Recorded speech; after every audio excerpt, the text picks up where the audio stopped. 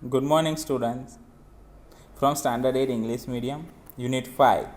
In this unit, there is a poem. The poem name is The Schoolboy. In this poem, I have already discussed the story of this poem, and I think you understand it very well. So, today I am going to explain this poem through stanza wise. Okay? So, let's see the first stanza. The stanza start with here. I love to rise in a summer morn when the birds sing on every tree. The distant huntsman wings his horn and the skylark sings with me. Oh, what sweet company. So, in this stanza, in the first stanza, there are some words just like that. The huntsman. The huntsman means the hunter. Here talking about the hunters. And this word winds here, the meaning of the winds means sounds by blowing. And the horn means a sound instrument. And here this word sweet means attractive. So in the first stanza, the poet says that I like to rise from my bed in the summer morning. Which morning? Summer morning. I like to rise from my bed in a summer morning. I find the birds singing on every tree.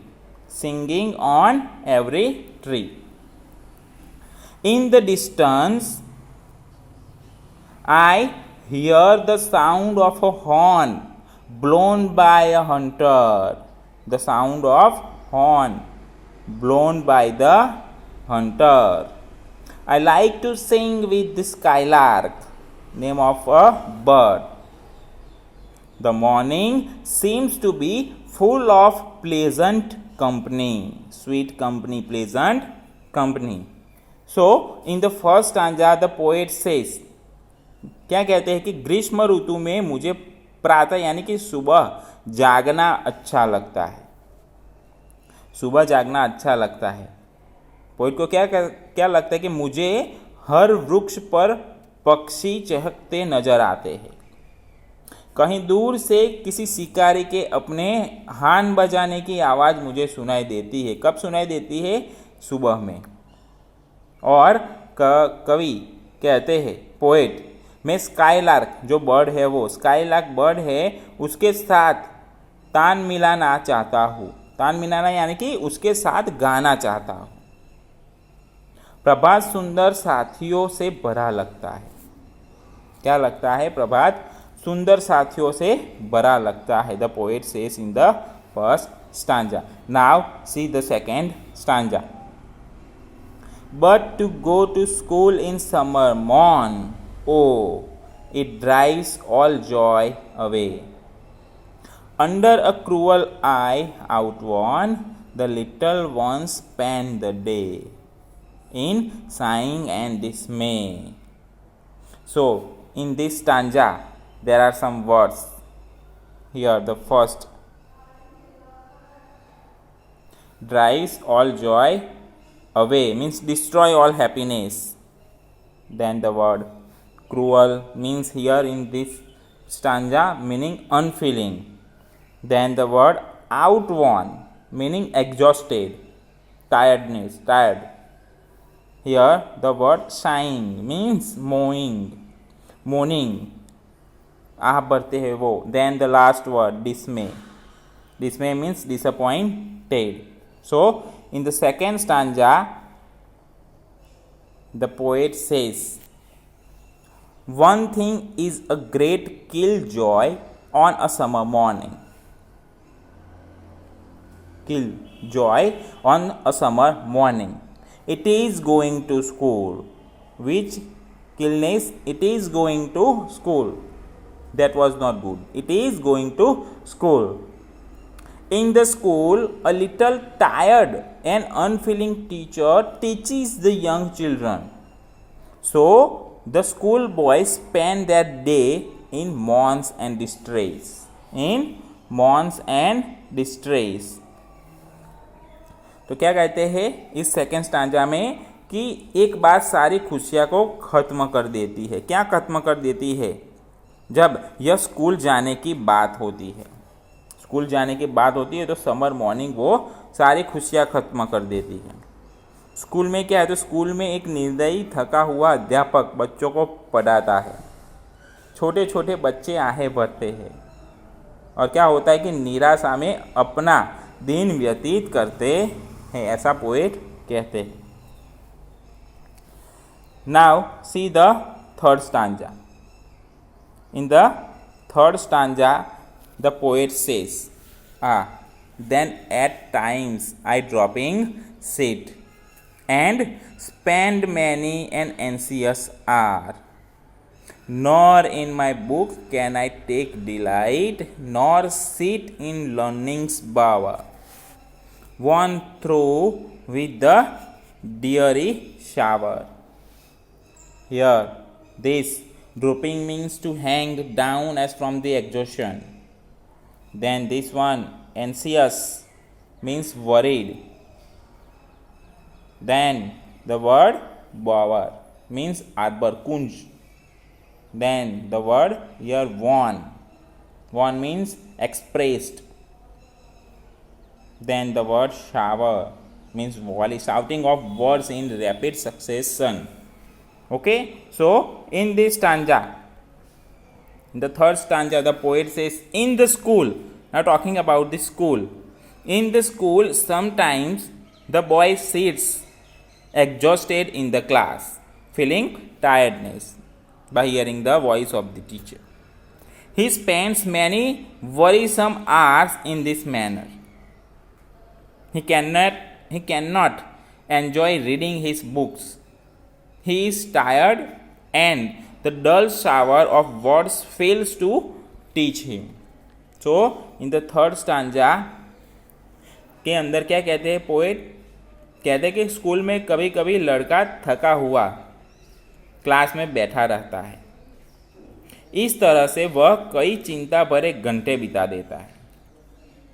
उसे अपनी पुस्तकों में कोई मज़ा नहीं आता है। वह थक जाता है और उबाऊ शब्दों की बौछार उसे कुछ नहीं सिखा पा रही है। ये पोएट थर्ड स्टांजा में कहते हैं। Now comes to the fourth one.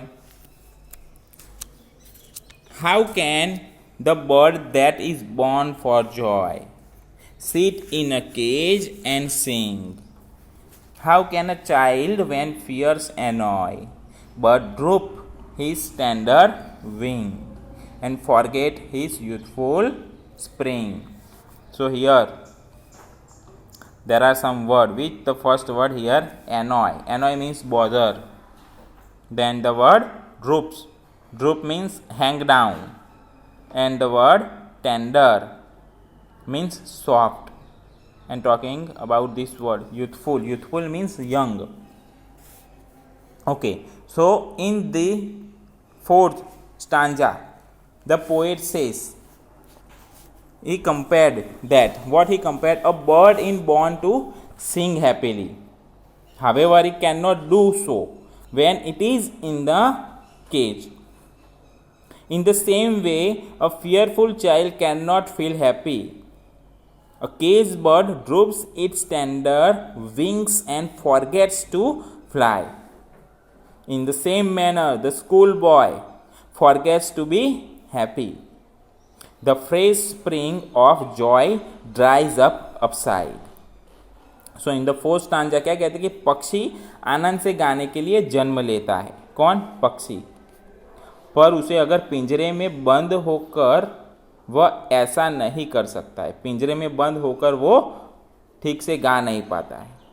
उसी प्रकार सहमा हुआ बच्चा खुश नहीं हो सकता। पिंजरे का पक्षी अपने नाजुक पंख गिरा देता है और उड़ना भूल जाता है। उसी तरह स्कूल जाने वाला लड़का खुश रहना भूल जाता है। खुशी का जीवंत निर्जर अंदर ही सूख जाता है। सो comes to the next stanza. Oh, father and mother, if birds are nipped and blossoms blown away, and if the tender plants are stripped of their joy in the springing day, by sorrow and care's dismay. So, in this stanza, this word birds means shoots means जो कलियाँ होती है वो. Here then nipped means plucked, pinched. Then the word blossoms means flowers. Okay. Then the word blown away, this word blown away means taken away by the wind. Then the same word, the tender means here delicate. Then the word stripped means deprived. Then the word springing day means day rise, early morning. And the last word dismay. So in this stanza, dismay meaning disheartened. ठीक है. So in this stanza, the poet says what? Talking about father and mother here. So parents must realize that their children are like tender plant. Their children are like tender plant. Okay, delicate plant. What will happen if early in the morning a plant's buds are plucked and the flowers blown away? No doubt, it will be depriving the plant of all its joys and at the sprouting stage. The same thing happens with a schoolboy when sorrows and cares dishearten him. तो poet क्या कहते हैं कि माता पिता को यह समझना चाहिए कि उनके बच्चे नाजुक पौधों की तरह है. उस पौधे का क्या होगा यदि दिन निकलते ही जिसकी कलियां नोच ली जाए और फूल हवा में उड़ा दिए जाए. निसंदेह इसका अर्थ होगा कि खिलने के समय ही पौधे को उसकी सारी खुशियों से वंचित कर दिया गया. ओके. यही बात स्कूल जाने वाले विद्यार्थी के साथ तब होती है जब दुख और चिंताएं उसे सताती है. Okay. So then last, how shall the summer arise in joy और the summer fruits appear. Here the word arise means emerge, प्रकट होना यहाँ पर. Okay. So in this last two line the poet says, in that case when the plants are deprived of birds and flowers, how shall we ever find the joy of summer? Now if there will be no summer flowers, there will be no fruits either. So in this two line the poet क्या कहते हैं कि उस स्थिति में जबकि जो पौधा है वो कलियां और फूलों से विहीन कर दिया जाए, हम कैसे ग्रीष्म का आनंद पा सकेंगे. और अगर ग्रीष्म